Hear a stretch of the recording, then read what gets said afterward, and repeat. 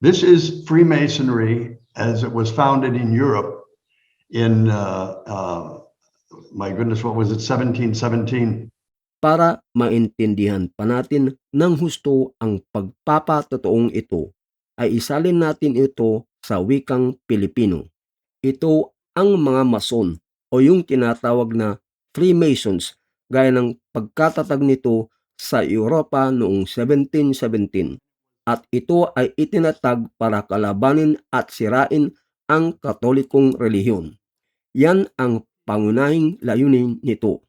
Merong pangako ang mga Mason, bukod tangi ang mga Mason sa Europa, Pranses at Italya na wasakin ang simbahang Katolika. Paano mo wasakin ang simbahang Katolika? Ito ay napakalaking layunin nawasakin ang simbahang Katolika. Pero ito ay itinuturing ng mga Mason na isang pangako na wasakin ang simbahang Katolika. Inumpisahan nila ito sa pamamagitan ng mga membro ng Roman Curia o yung mga taong nasa mataas na posisyon na malapit sa Santo Papa. Nakapasok sila sa loob ng Vatican sa pamamagitan ng pagkaroon ng matataas na mga taong malapit sa Santo Papa. At meron silang isang tauhan na ang pangalan ay Bonini. Ang spelling nito ay Bugnini, pero ito ay binibigkas na Bonini. Si Bonini noon ang may hawak ng liturhiya, ang pagbuo ng Katolikong misa o yung mga reforma sa pagbuo ng bagong Katolikong misa. At ang kanyang ginagawa ay kung sinasabi ng mga tao na ang kasalukuyang nating misa ay mas higit pa na kahintulad ng isang Protestant service o protestanteng gawain, masasabi nating totoo nga. Ito ay ginawa ni Bonini at ipinagmamalaki pa niya ito. Ito ay hindi isang insulto sa kanya. Lubos niyang ipinagmamalaki ito. Ito ang gustong-gusto niyang gawin. Ginawa ni Bonini ang lahat-lahat. Lahat ng maaari niyang gawin para baguhin ang liturhiya, ang Katolikong misa, para ito ay maging isang Protestant service. Para ito ay maging isang kainan lamang, hindi isang sakripisyo ng Panginoon, kundi isang pagsalo-salo lamang ng pagkain. Hated the word sacrifice. Get rid of the word sacrifice.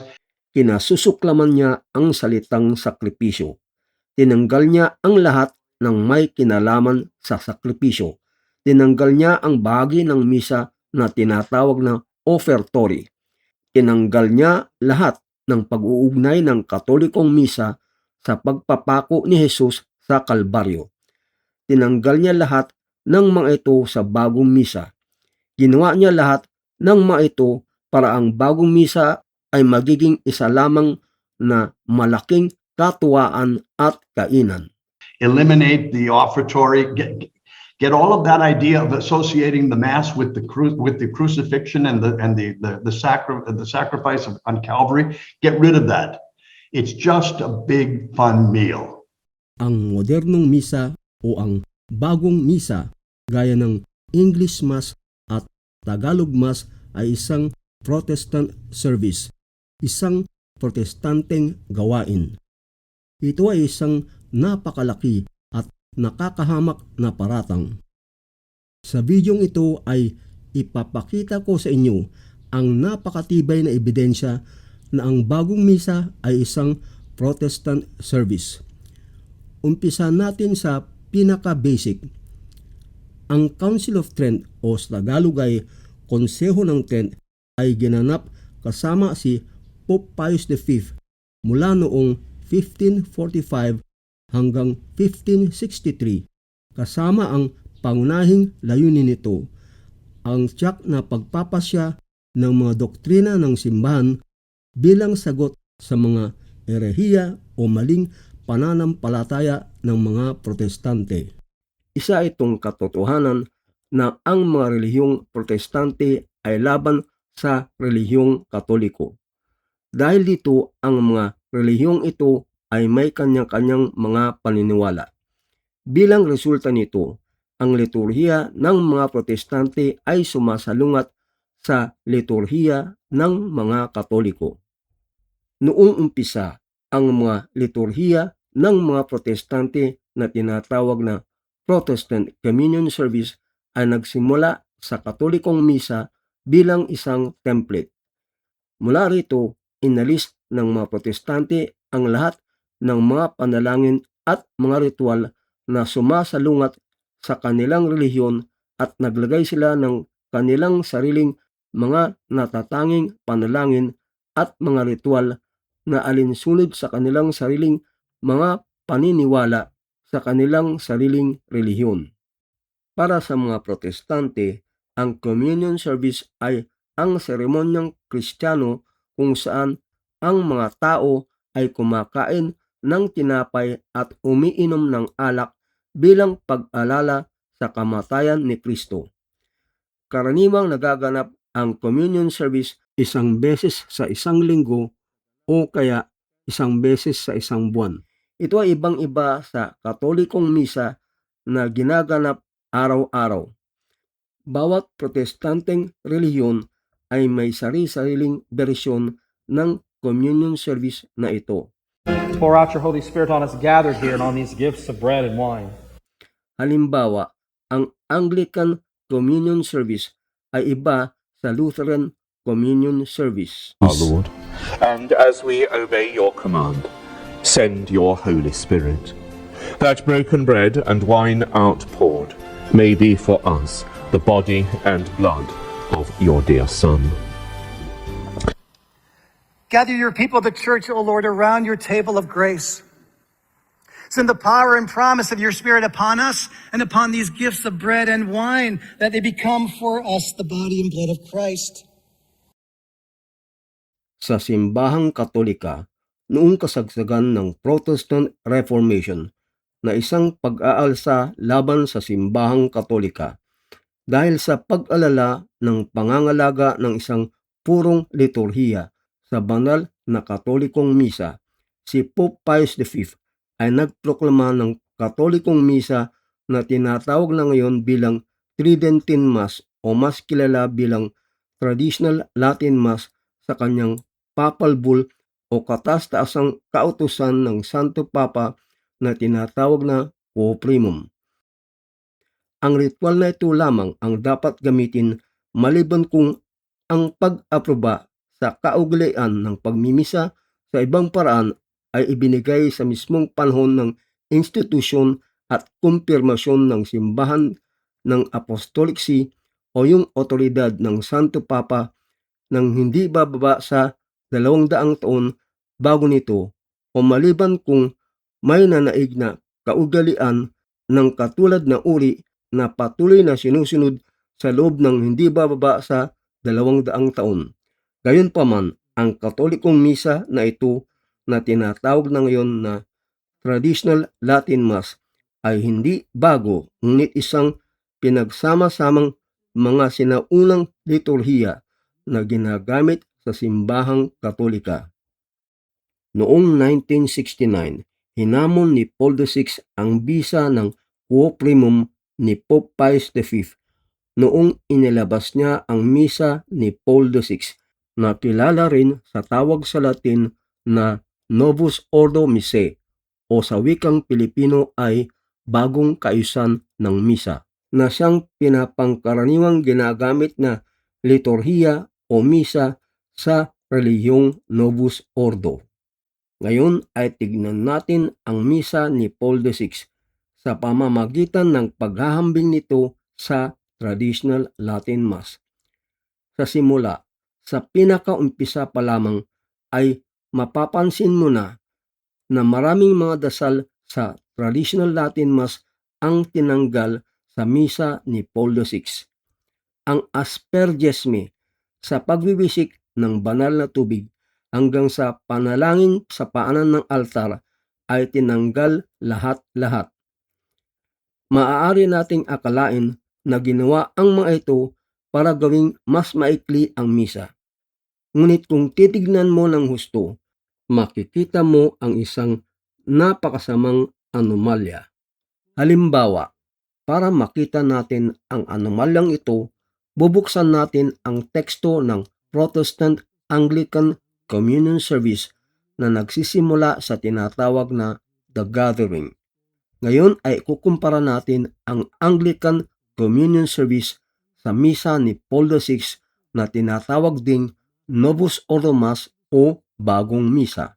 Ngayon ay makikita mo na ang tunay na dahilan kung bakit inalis nila ang mga panalangin ng Katolikong Misa mula sa Aspergesme hanggang sa mga panalangin sa paanan ng altar. Sa misa ni Paul VI na tinatawag ding Novus Ordo Mass o Bagong Misa, inalis nila ang mga panalangin ito ng Katolikong Misa at pinalitan ang mga ito ng panggagaya ng mga panalangin ng Protestant Anglican Communion Service gaya ng ipinapakita dito. Sa misa ni Paul VI na tinatawag na Novus Ordo Mass o Bagong Misa, inalis nila ang halos lahat ng mga panalangin mula sa misang Katoliko at pinalitan nila ito ng mga panalangin na kinuha mula sa Protestant Anglican Communion Service. Dito makikita na ang gathering sa Protestant Anglican Communion Service ay tinatawag na introductory rites sa Novus Ordo Mass. Pareho silang nagsisimula sa Sign of the Cross at sinundan ng The Greeting. Ang The Greeting sa Novus Ordo Mass ay may tatlong pagpipilian. Ang unang dalawang greeting ng Novus Ordo Mass ay the grace of our Lord Jesus Christ and the love of God and the communion of the Holy Spirit be with you all. O kaya ay grace to you and peace from God our Father and the Lord Jesus Christ. Ang mga ito ay malinaw na kinopya lamang mula sa greeting ng Protestant Anglican Communion Service na mababasa bilang grace, mercy, and peace from God our Father and the Lord Jesus Christ be with you. At kasama rin diyan ang isang kopya ng ikatlong pagbati, the Lord be with you.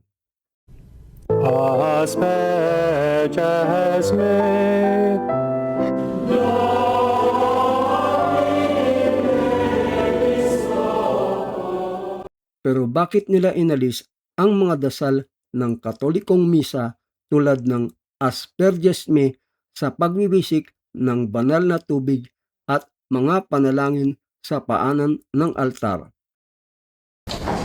In nomine Patris et Filii et Spiritus Sancti. Amen. Introibo ad altare Dei. Et eum crucificat meditum mea. Iudicame Deus et dicere causa meam de gente non sancta.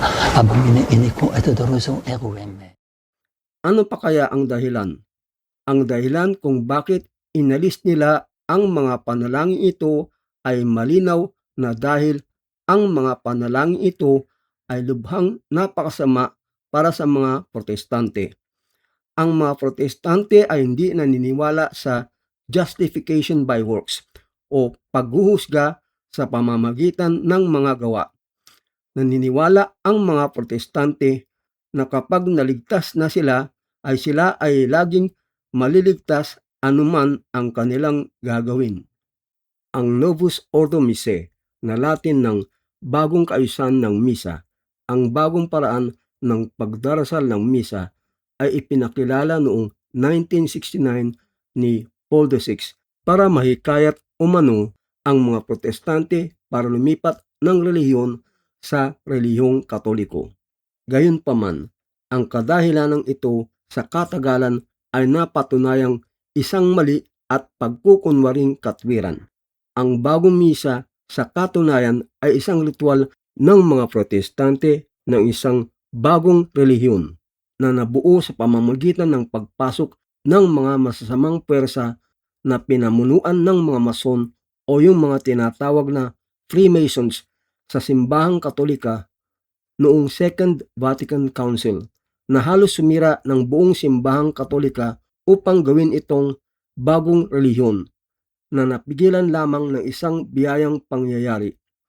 Ang bagong relihiyon na ito ay ang relihiyong Vatican II na tinatawag ding Novus Ordo Religion na ngayon ay tinuturing na isang one world religion o isang mundong relihiyon na kinabibilangan ng lahat ng mga relihiyon sa buong mundo.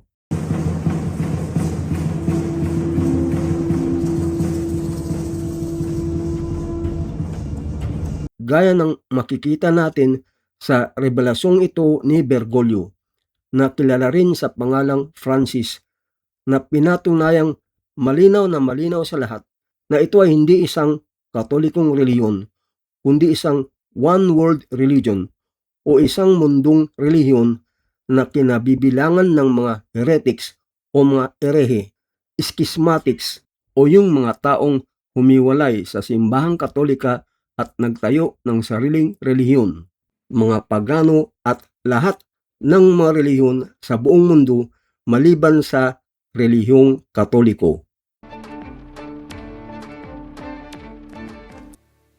Tutte le religioni sono un cammino per arrivare a Dio. Because every religion is a way to arrive at God. Dahil ang bawat relihiyon ay isang paraan upang makarating sa Diyos. Dirò una comparazione, sono come diverse lingue, diversi idiomi per arrivare lì. Sort of a comparison, an example would be they're sort of like different languages in order to arrive at God. Parang paghahambing at halimbawa nito ay para silang mga iba't ibang wika upang makarating sa Diyos. Ma Dio è Dio per tutti. But God is God for all. Ngunit ang Diyos ay Diyos para sa lahat. E come Dio è Dio per tutti, noi siamo tutti figli di Dio. And if God is God for all, then we're all sons and daughters of God. At kung ang Diyos ay Diyos para sa lahat, sa makatwid, tayong lahat ay mga anak ng Diyos. Ma il mio Dio è più importante del tuo. But my God is more important than your God. Ngunit ang Diyos ko ay mas mahalaga kaysa Diyos mo. È vero quello? Is that true? Totoo ba yun? C'è un solo Dio lì.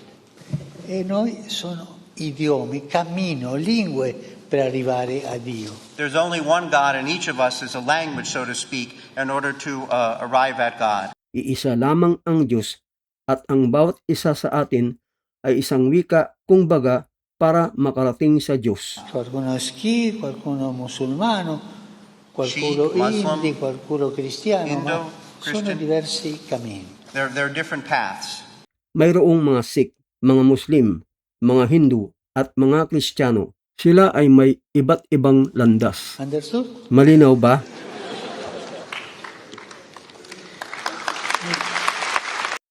Napakalabo naman yan.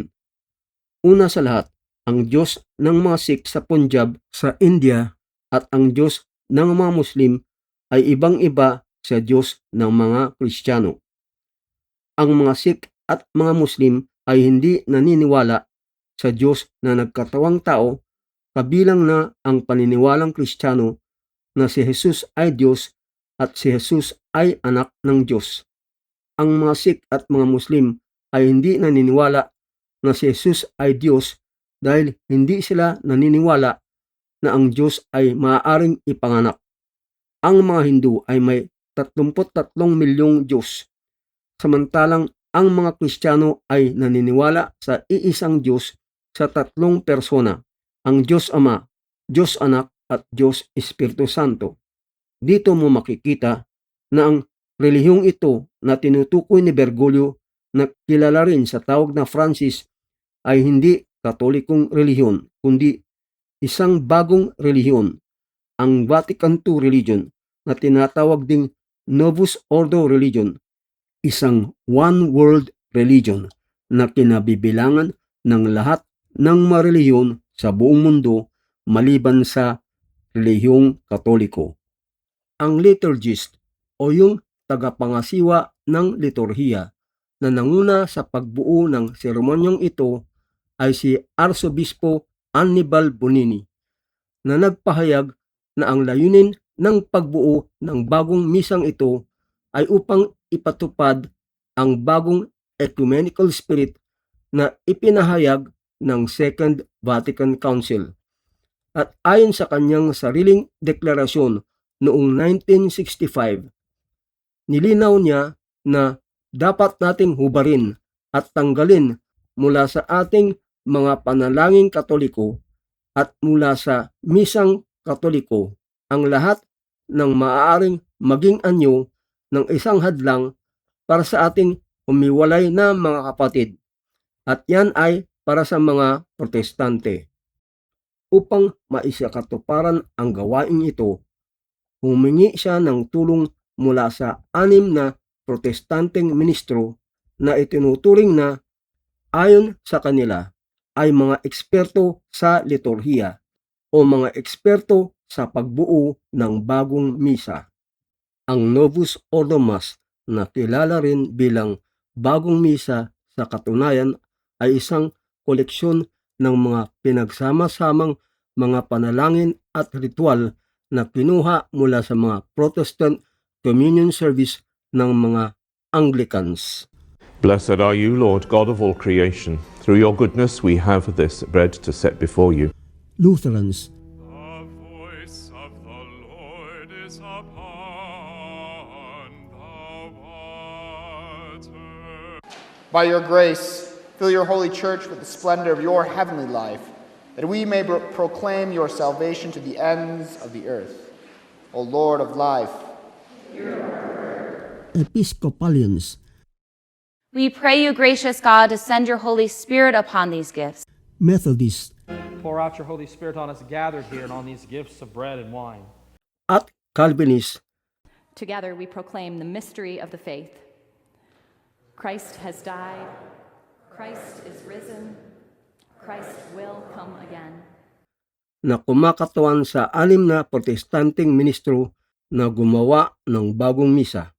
Gayunpaman, ang bagong misang ito ay hindi sa anumang paraan kumakatawan sa tunay na misang Katoliko. Dahil dito, ang misa ni Paul VI na kilala rin bilang Novus Ordo Mass o bagong misa ay hindi maaaring ituring na isang Katolikong misa kundi isang Protestant service. A reading from Isaiah. Ngayon, sa dako naman ng bagong misa, hindi lang ang mga ito ang kinopya at ginagaya ng bagong misa mula sa Protestanteng communion service.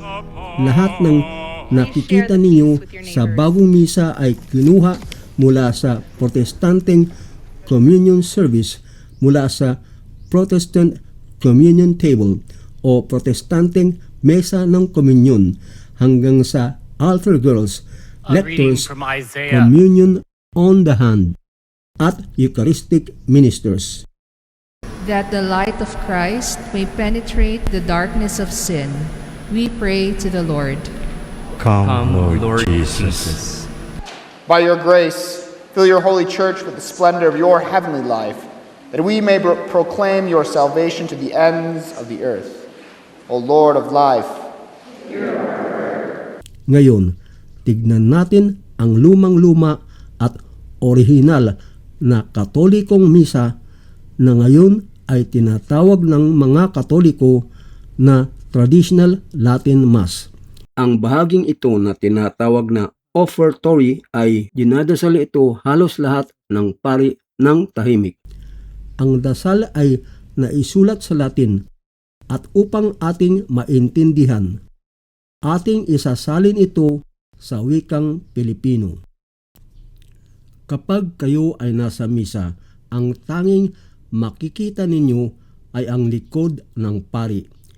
Ito ay dahil sa hindi po sa inyo nagdarasal ang pari, kundi sa ating Panginoong Diyos na nananahan sa loob ng tabernakulo na nasa gitna ng altar. Sa videong ito ay makikita rin ninyo ang nakikita ng Diyos habang ang pari ay nagdarasal sa Kanya. Tanggapin mo, O banal na Ama, makapangyarihan at walang hanggang Diyos. Itong walang bahid na ostya na ako, ang inyong hindi karapat-dapat na lingkod, ay siyang naghahandog para sa inyo, aking buhay at totoong Diyos. Para sa aking hindi mabilang na mga kasalanan, pagkakasala at kapabayaan, at para sa lahat ng naririto ngayon, at gayon din para sa lahat ng mga tapat na Kristiyano, kapwa nabubuhay at lumisan, nang ito ay maging pakinabang para sa akin at para sa kanila, para sa kaligtasan sa buhay na walang hanggan. Amen.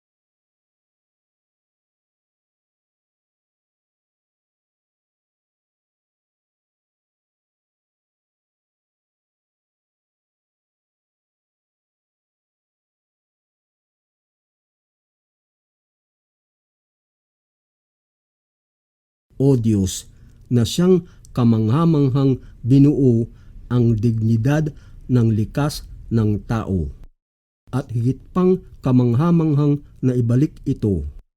Ipagkaloob mo sa amin sa pamamagitan ng misteryo nitong tubig at alak na ito, na maging mga kalahok ng kanyang kabanalan.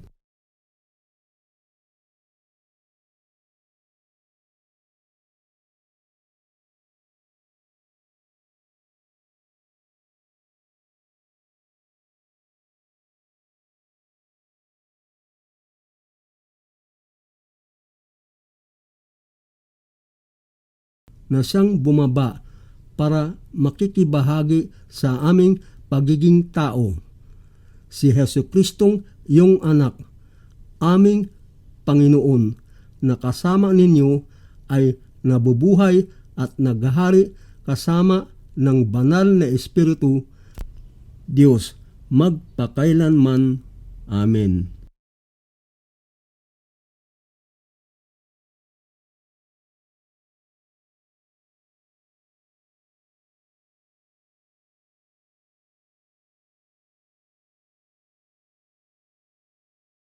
Inihahandog namin sa inyo, O Panginoon, ang kalis ng kaligtasan, mapagkumbabang humingi ng inyong awa, nang ito ay umakyat sa harap ng inyong banal na kamahalan, kasama ang matamis na bango ng aming kaligtasan at para sa buong mundo. Amen.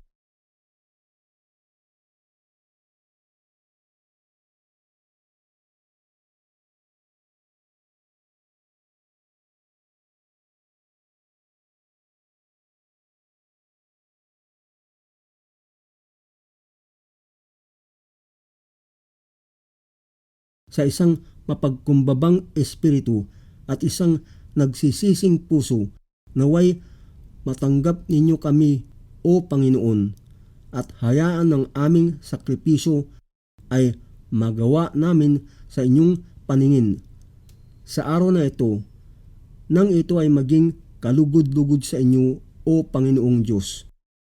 Halina, O tagapagbanal, makapangyarihan at walang hanggang Diyos, at basbasan ang sakripisyong ito na inihanda para sa inyong banal na pangalan.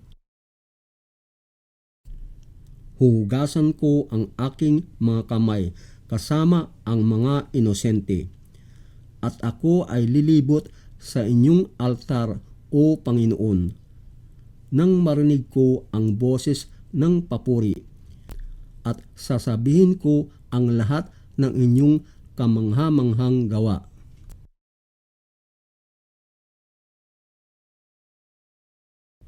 Minahal ko, O Panginoon, ang kagandahan ng inyong tahanan at ang lugar kung saan nananahan ang inyong kaluwalhatian.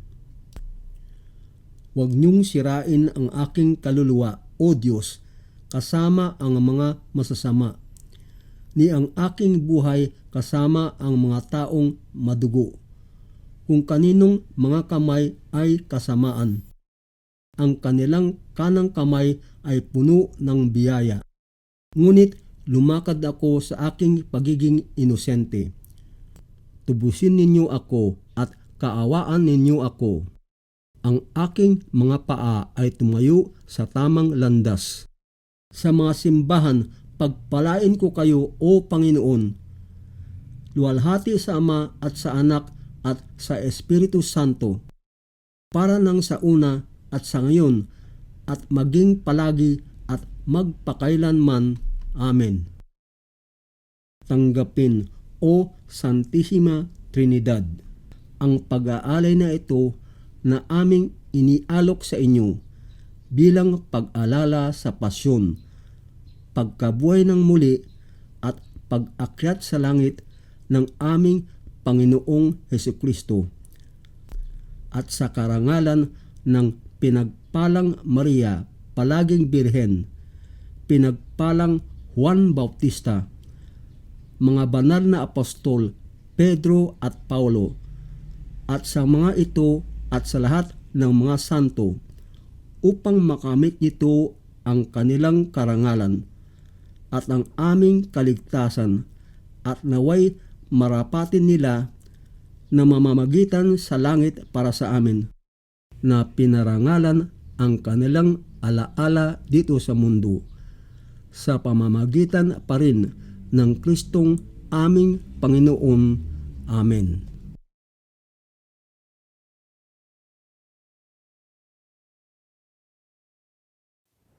Orate pro nobis.